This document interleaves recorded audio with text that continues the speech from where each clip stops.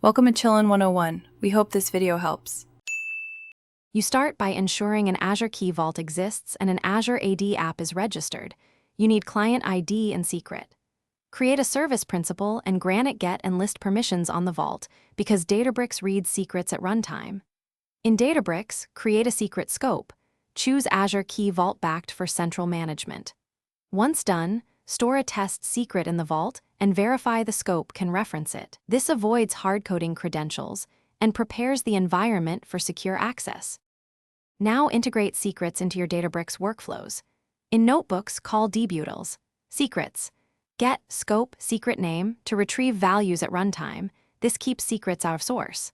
For clusters and jobs, prefer managed identity or the service principal you created. Managed identity simplifies rotation and reduces secret sprawl.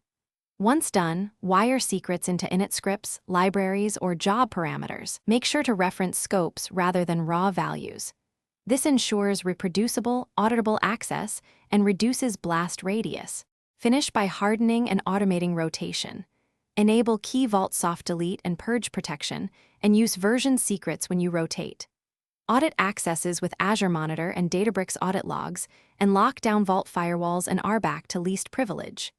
If something goes wrong, check the Vault access policy, firewall rules, and the managed identity or service principal assignments first. Also confirm the secret name and scope spelling. Make sure to test a rotated secret in a staging job. Thanks for watching. Consider subscribing if we helped you.